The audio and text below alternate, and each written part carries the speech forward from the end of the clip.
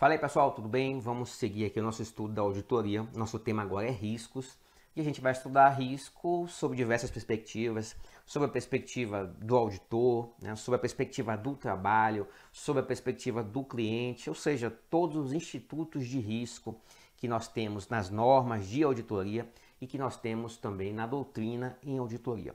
Eu sempre trago essa imagem aqui, essa referência a duas grandes empresas americanas que estão muito presentes na literatura em auditoria, né? A Heron e a WorldCom, porque elas causaram uma crise sem precedentes ali no mercado americano por volta de 2000 e 2001 mais ou menos, né? Então assim, não precisa decorar isso aqui, mas quem conhece o caso vai ajudar.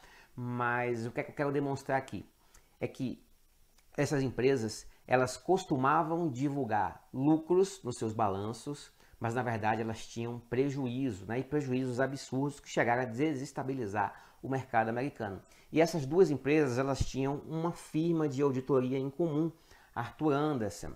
A Arthur Andersen fazia parte do que se chamava de as Big Five, né? Que eram as 5 maiores firmas de auditoria do mundo, tá? Bom, então o que acontece? Essas empresas aqui divulgavam balanços maquiados, causaram uma crise sem precedentes e o auditor Arthur Andersen não viu. Resultado, Arthur Andersen faliu, fechou, porque por não ter percebido essas fraudes, né, por ter atestado balanços maquiados, muitos investidores acabaram aí pleiteando indenizações contra a firma de auditoria e ela acabou fechando as portas, tá bom? O que a gente evidencia aqui? O risco de envolvimento, né? O risco do auditor se envolver com uma entidade que não é íntegra e vai lhe trazer dor de cabeça no futuro, né? O trabalho de auditoria é um trabalho de confiança, se vende confiança. Não é igual vender um produto ali no supermercado, que qualquer um que paga leva. O auditor ele precisa dizer não também. Ele precisa dizer, eu não quero fazer essa auditoria aqui nessa empresa X, tá bom? Então, a primeira avaliação de risco que o auditor faz é aceitar ou não o cliente de auditoria. É o que a gente chama de risco de envolvimento.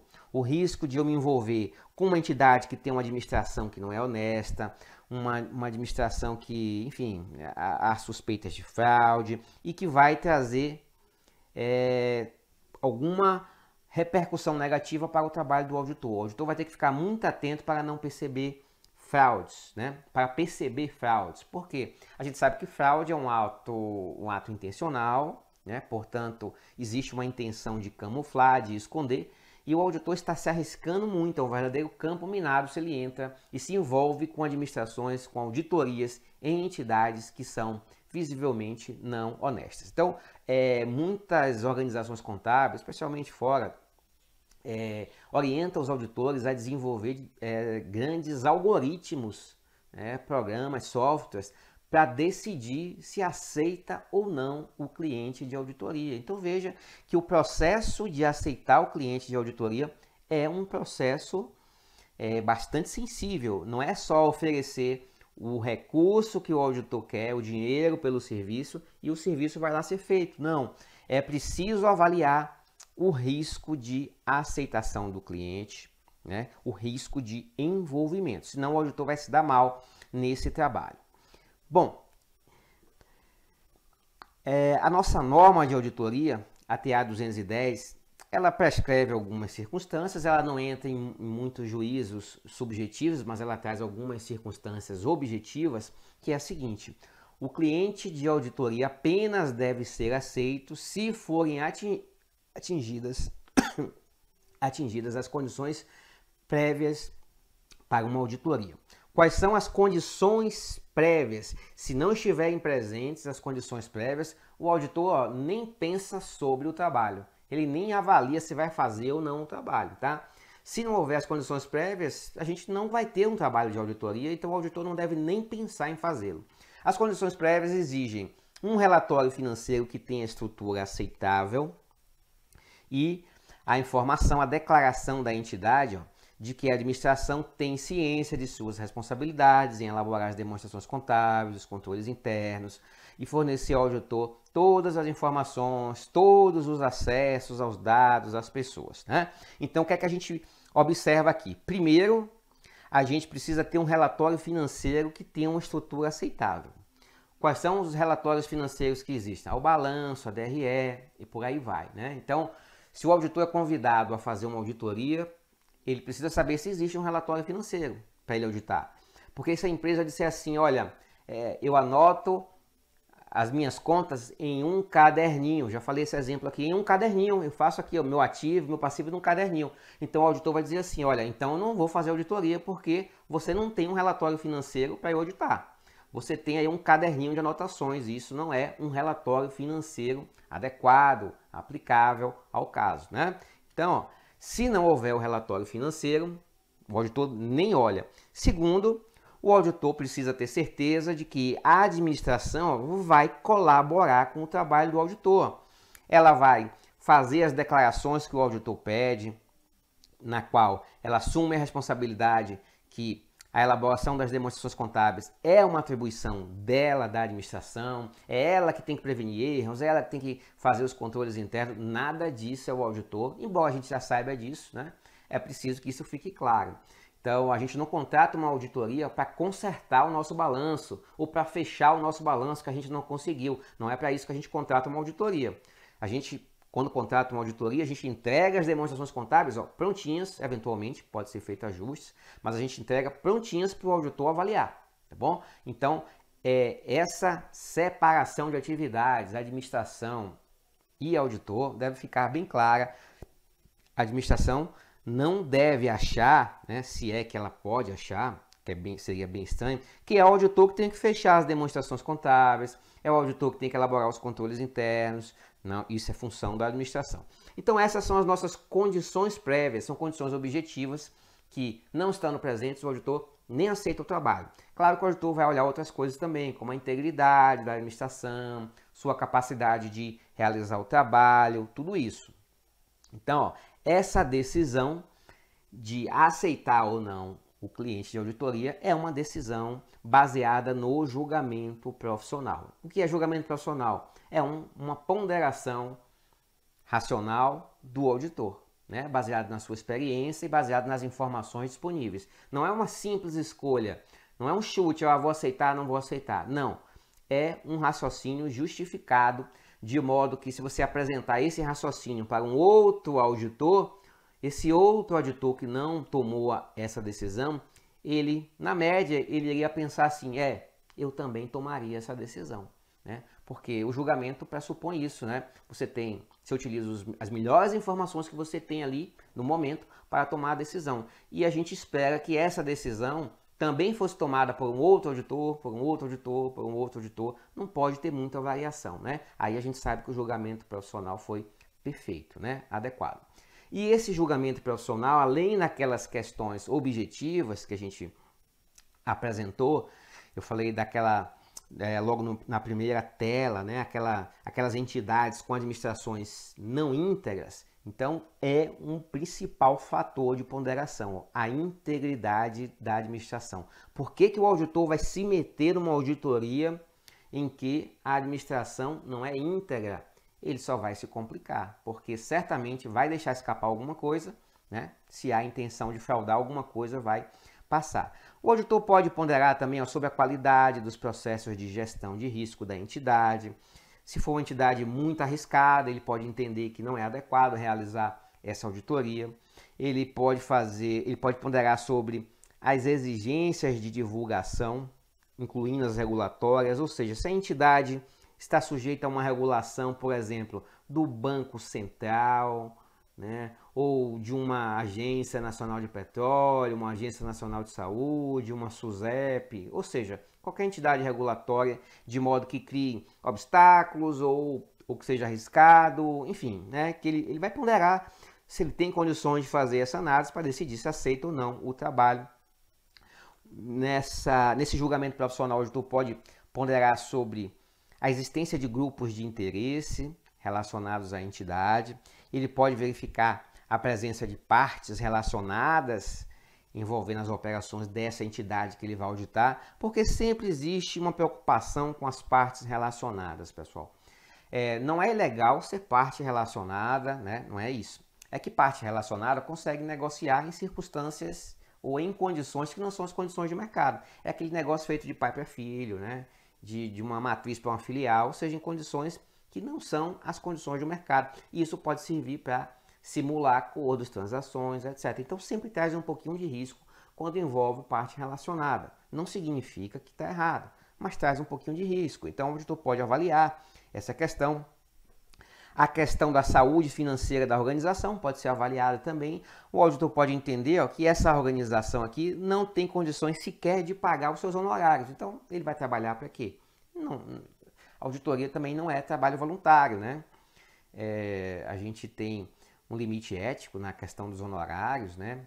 Ele não pode ser condicionado ao desfecho de um trabalho, por exemplo. Ele tem que ser um valor objetivo, com base em horas, em capacitação do pessoal, se vai ter pessoal sênior, se vai ter trainee, enfim, né? São critérios objetivos que definem os honorários, horas, viagens, são sempre critérios objetivos.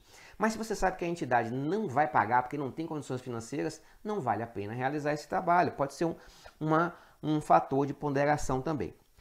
Bom, quer que a gente feche aqui nessa questão do risco de envolvimento? A gente tem questões objetivas, ou seja, aqui é matemática, ó, é exato.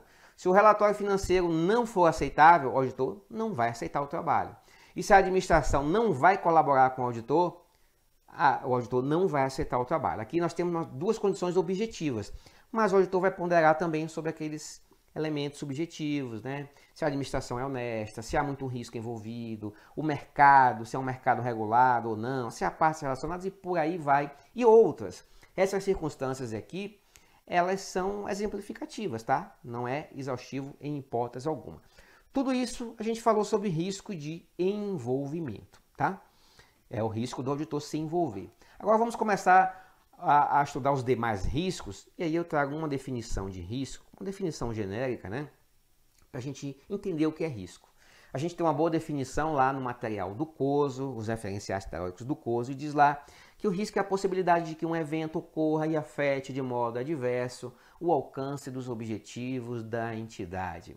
Ou seja, risco é a possibilidade de alguma coisa ruim acontecer e atrasar você no alcance dos seus objetivos, ou atrasar ou impedir, tá bom? Então, risco é isso, é o risco do seu carro quebrar na hora que você está indo para o aeroporto pegar um avião já em cima da hora. Então, um evento adverso que vai atrapalhar o alcance dos seus objetivos. Esses riscos podem ser internos ou externos. Exemplos de riscos, só para a gente situar. Novos concorrentes pode trazer um risco, uma crise financeira, falhas de software pode trazer risco para uma entidade, né? Ela não vai controlar uma operação, não vai registrar uma operação, vai fazer um produto defeituoso. Tudo que pode atrapalhar os seus objetivos, né, é risco. E aí não se limite a aspectos contábeis necessariamente. É qualquer coisa que vai atrapalhar os seus objetivos. Então, se na sua empresa aí nós temos o muro bem baixinho e vai entrar o ladrão vai pular o muro e furtar o estoque ali de produtos, nós temos um risco, tá? Então, não se prenda a questões contábeis ou financeiras.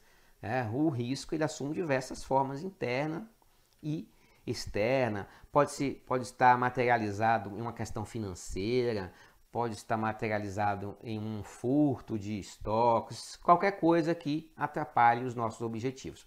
Exemplo de risco interno, uma apropriação indevida por funcionário, né? Funcionário se apropria do dinheiro do caixa, funcionário se apropria do estoque. Isso é um risco interno que surge em razão das deficiências de controle interno. Nós temos riscos também que podem surgir a partir de uma mão de obra não qualificada, por exemplo. Se você colocar o estagiário para fazer uma atividade complexa, nós temos um risco aí, pode dar errado, né? Pode sair não conforme o resultado desse produto se não tiver uma supervisão adequada. Então o risco pode ser interno ou pode ser externo. Crises financeiras, inflação, dólar, economia, concorrente, tudo isso pode representar um risco externo. Bom, sabendo que risco é alguma coisa ruim que vai acontecer, agora a gente vai definir os riscos que a norma de auditoria vai citar para a gente. E isso aqui, evidentemente, vai começar a cair em prova, né? O primeiro risco que a norma cita é o risco do negócio. Eu costumo abreviar aqui os riscos, porque a gente usa bastante, né? Aí eu chamo aqui de RN, tá bom? Risco de negócio. O risco de negócio, apesar de estar lá definido na norma de auditoria, ele não é típico da técnica da auditoria. Por quê? Ele é um risco empresarial, é um risco de qualquer empresa, é um risco de o seu negócio dar errado. Seja você um hotel, um hospital ou um auditor, o seu negócio pode dar errado. Então, todo negócio tem um risco. É o risco do negócio, é o risco de ter prejuízos, falhas, os projetos falharem, o risco de surgir novos concorrentes, os riscos de sofrer um processo judicial. Então, se você tem um empreendimento que é um hotel, é um risco do seu negócio, por exemplo, durante a pandemia, você ter baixíssima ocupação e ficar sem recursos, né? Pedir falência. É um risco do seu negócio. Um médico que comete uma falha, um erro, ele está sujeito ali a um processo por erro médico, alguma coisa assim, é um risco do negócio dele. O auditor também pode cometer uma falha ali na sua auditoria, de modo que leve outros interessados ao erro e eventualmente sofra processos, enfim, né? Então é um risco da atividade empresarial da auditoria. Então aqui nós temos um risco empresarial das empresas em geral, não é do auditor especificadamente, mas também tem relação com o risco do auditor enquanto entidade empresarial. Mas o motivo desse risco aparecer na norma não é nem por causa do auditor, é porque toda empresa que o auditor vai auditar tem um risco de negócio. E o auditor precisa conhecer esse risco de negócio que está ali na empresa cliente dele, porque isso vai determinar quais são os pontos sensíveis, quais são as áreas de maior risco, quais são as contas que ele vai olhar com mais carinho, né? Então, assim, toda entidade tem um risco de negócio e conhecer os riscos de negócio que acometem o cliente é compreender as origens das pressões. Então, isso aqui vai ajudar o auditor, né, ali no processo inicial da auditoria, que é aquele momento em que o auditor busca conhecer a entidade. Quando o auditor chega na entidade, a primeira coisa que ele vai fazer é buscar conhecer a entidade, né? Conhecer por dentro e por fora. Como é que ela faz, como é que ela previne-se de falhas, de erros, né? Quais são os elementos que pressionam? Será se a inflação pressiona essa entidade? Ela tem títulos atrelados à inflação? O dólar afeta, enfim, crises no mercado X e Y afeta essa entidade. Então ela precisa conhecer esse cenário porque isso vai gerar pressão na entidade, né? Então, se você tem uma entidade, por exemplo, com muitas dívidas em dólar, e se esse dólar sobe demais, isso vai afetar sobremaneira a entidade, né? Ela pode ser provocada a realizar uma maquiagem nessas dívidas, por exemplo, para não se apresentar para o mercado de forma tão endividada, em razão da alta do dólar. Então o auditor já fica sabendo, ó, o dólar pode criar um elemento de pressão aqui. Então é por isso que a gente precisa conhecer os riscos de negócio que acometem o cliente, né? Então, ó, o auditor deve buscar conhecer o meio ambiente que está inserida a entidade, tanto interno quanto externo, a economia, quais são as leis que regulam o mercado da entidade, né? E por aí vai. Assim a gente vai começar a conhecer o risco de negócio envolvido. Então, a Petrobras tem o seu risco de negócio, né? Enfim, o Grupo Pão de Açúcar tem o seu risco de negócio e por aí vai. Toda entidade tem o seu risco de negócio.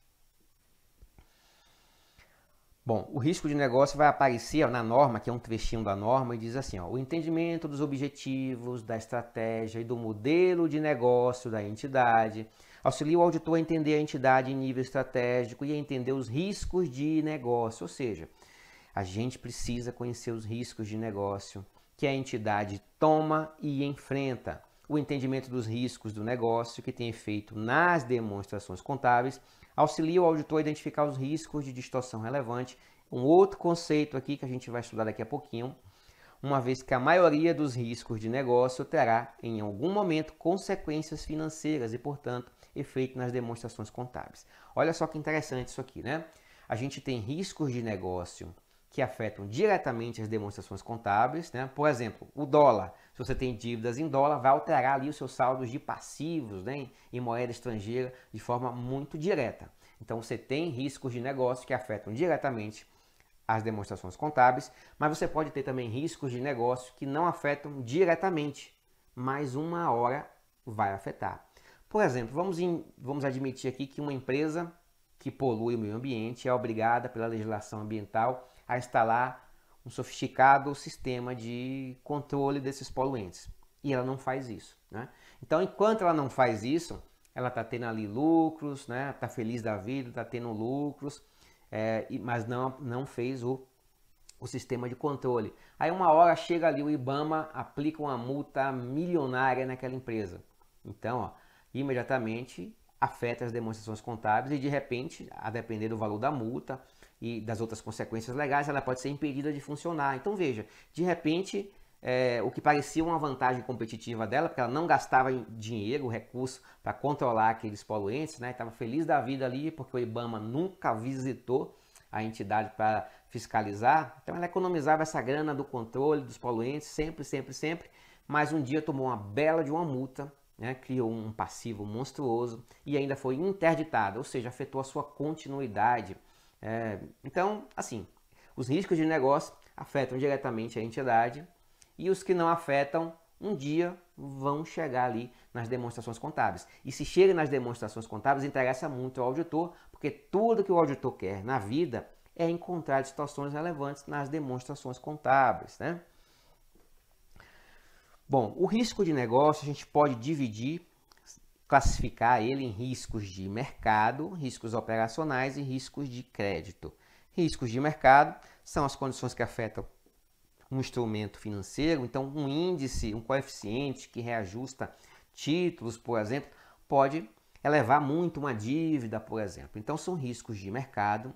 Nós temos os riscos que surgem nas operações da entidade, ó, condições que afetam operações, processos internos, sistemas falhas, riscos legais. Então, ó, a máquina que produz quebrou, não tem peça para trocar, tem que mandar buscar lá na China, vai demorar 6 meses para chegar. É um risco operacional, né? O risco das operações. Pode ser esse um dos tipos de risco de negócio envolvido. Nós temos riscos de crédito, condições de financiamento, condições que dependem de outra parte, como um tomador de empréstimo. Então, o mercado de crédito, né, afeta o crescimento, a retração. Então, nós temos aqui um corte do que representa esse risco de negócio. O risco de negócio pode surgir das operações, ou pode surgir do mercado de crédito, do mercado e do crédito. Vamos lá. Agora a gente vai passar para um outro tipo de risco, tá? Esse é bem importante, tá? Risco de distorção relevante, eu abrevio como RDR, é o risco de que as demonstrações contábeis ou afirmações contenham distorção relevante antes da auditoria. Vamos explicar isso aqui, ó. Risco de distorção relevante é aquele risco que já está lá na empresa. Então, ó, vamos fazer auditoria na Petrobras? Vamos. A Petrobras já tem o seu risco de distorção relevante. Pode ser alto, baixo, não importa. Mas ela já tem esse risco lá. Independentemente de eu chegar lá para fazer auditoria, ela já tem um risco. Cada um tem um risco diferente. Cada entidade tem um risco diferente. Então, todo mundo tem seu risco de distorção relevante, ok? Ele pode ser pequenininho, pode ser médio, pode ser grande, não importa. Mas todo mundo já tem e ele já está lá. Não depende do auditor. Você pode chamar o Arthur para fazer auditoria, a Maria para fazer auditoria, não importa. O risco já está lá e ele tem um valor X, tá bom? Então, ó, é o risco de que as demonstrações contábeis ou afirmações contenham distorção relevante antes do auditor chegar. Esse risco de distorção relevante, a gente pode mensurar ele, né? Pode classificar ele.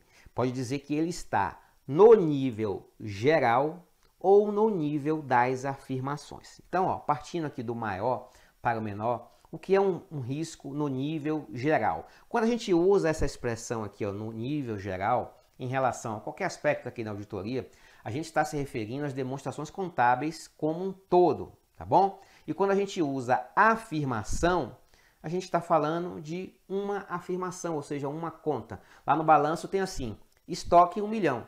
É uma afirmação que a entidade está fazendo, que o seu estoque vale 1 milhão, tá bom? Se a gente quiser se referir a todo o conjunto, vamos nos referir ao nível geral, tá bom? Então, o nível das afirmações é o nível da conta, aqui, ó, das transações, dos saldos contábeis e divulgações. Vamos esclarecer isso aqui, olha só. Quando a gente fala transação em auditoria, normalmente é uma referência a contas de resultado, tá? Receita, despesa, ganhos, perdas, contas de resultado. E quando a gente fala em saldo, a gente está falando de contas patrimoniais, ou seja, ativo, passivo e PL, tá bom? Contas patrimoniais têm saldos, porque a gente leva de um ano para o outro, né? O saldo do imobilizado de X1, o saldo final em X1, é o saldo inicial em X2, por exemplo. A gente leva de um ano para o outro, os saldos eles vão se acumulando. E o resultado não, a gente encerra as contas, né, para poder apurar o resultado todo final de exercício. Então as contas de resultado zero. Por isso que a gente chama aqui, ó, de transação. Transação, então, conta de resultado, saldo seriam as contas patrimoniais. Divulgações, as demonstrações contábeis, tá bom? Então, se estiver em alguma afirmação que represente uma transação, um saldo ou uma divulgação contábil, nós diremos que a distorção relevante ou o seu risco está no nível das afirmações. Bom, o risco de distorção relevante, que é esse risco que a gente viu, que é aquele risco que já está lá na empresa antes do auditor chegar, né? Antes da auditoria, a gente já tem lá um risco de distorção relevante. Ele resulta de duas circunstâncias que também já está lá na empresa, ó. Risco de controle e risco inerente. Então, você pode definir risco de distorção relevante como aquele risco que já está lá antes da auditoria e que resulta da conjugação desses dois riscos, risco de controle e risco inerente, que são riscos também que já estão lá na empresa, eles não dependem do auditor. Tá bom? O único risco que o auditor controla, a gente vai ver daqui a pouquinho, é o risco de detecção, porque ele vai dosar os seus procedimentos para detectar alguma distorção, tá bom? Então, esses riscos aqui, eles estão na entidade, o risco de controle e o risco inerente. A conjugação desses dois riscos forma o risco de distorção relevante. Inclusive, você pode utilizar essa formulazinha aqui, não apenas para pensar na forma como se dá a relação entre esses riscos, mas também para defini-los matematicamente. É possível definir matematicamente. Você tem trabalhos aí em que você define, o risco de controle é de 100%, o risco inerente é de 90%, e aí você faz a multiplicação aqui e você acha qual é o risco de distorção relevante nessa entidade, tá bom? Vamos fazer aqui uma questão. Vamos lá. Um dos componentes de determinado risco é a suscetibilidade de uma afirmação a respeito de uma transação. Bom, essa questão aqui eu não defini ainda os outros riscos. Eu vou dar uma breve definição aqui para a gente poder responder essa questão aqui. Ó. A gente vai explorar ainda esses dois riscos, ó, mas o risco de controle é o risco que resulta do controle elaborado pela entidade não funcionar, ou seja, não detectar distorções, tá? Então, tome mentalmente que, para facilitar, risco de controle é o risco da entidade não controlar, tá bom? Não conseguir prevenir os erros, as fraudes, porque o seu controle interno falha. Então, isso aqui é uma função dos procedimentos de controle interno, tá? Então, risco de controle é o risco do controle não funcionar. E o risco inerente é aquele risco que tem relação direta com a característica da operação, da transação. Então, assim, é a suscetibilidade de uma operação ao erro, ao risco, né? Porque não é uma transação rotineira, é uma transação muito complexa, enfim, às vezes você tem pessoal não qualificado registrando essa operação. Então, é inerente, por isso vem essa palavrinha, o risco inerente é inerente à operação. Eu sempre gosto de definir o risco inerente assim, olha, essa continha aqui, ó, 2 mais 2, essa operação aqui, ó, dificilmente você vai errar o resultado, é 4. Então ela tem um risco inerente de você errar baixíssimo, quase zero, né? Dificilmente você vai errar essa conta aqui, 2 mais 2 igual a 4, né? Então ela não tem risco nenhum, é uma operação rotineira, bem tranquilinha, né? Ninguém vai errar, risco inerente baixíssimo. Mas se eu trouxesse aqui uma questão, sei lá, uma baita questão de raciocínio lógico, envolvendo aí limites, derivadas e, enfim, um assunto assim mais complexo, com números grandes e sem calculadora, e eu falar para você assim, ó, calcula aí. E aí, gostou da aula do professor Arthur Leone? Esse vídeo é um vídeo demonstrativo para que o aluno conheça primeiramente a LAC Concurso e, claro, conheça o nosso grande mestre, professor Arthur Leone, que inclusive é auditor fiscal da Receita Federal. O professor Arthur Leone é um dos melhores professores do Brasil em auditoria. E nós, aqui da LAC Concursos, nós produzimos um curso online super competitivo em videoaulas, completaço de auditoria e também, digo para vocês, e também para aquela questão de nota fiscal eletrônica, SPID e assim por diante, aqui na LAC Concurso. Esse curso nosso completaço, você assistiu apenas um pequeno pedaço da aula, em torno aí de 20% e 30% da aula, mas a aula toda nós temos o nosso módulo, nossa isolada. Tem um link aqui que você vai se matricular diretamente neste curso aqui, nessa isolada do professor Arthur Leone. Professor, quanto custa? Cara, super promoção, gravado tudo em 2022, atualizado. Isso aqui serve para a Receita Federal, isso aqui serve para qualquer concurso de auditoria, qualquer concurso de Secretaria de Fazenda também, que cobra muito, fiscal, auditor, por apenas, olha aí, R$ 95,00, é isso mesmo, R$ 95,00, você vai ter direito aí a esse curso, essa isolada completa do professor Arthur Leone. Gostou? Então clica aqui embaixo, venha estudar conosco, venha conhecer nosso trabalho aqui na LAC Concursos, que você não vai se arrepender. Um forte abraço, fique com Deus, tchau, tchau.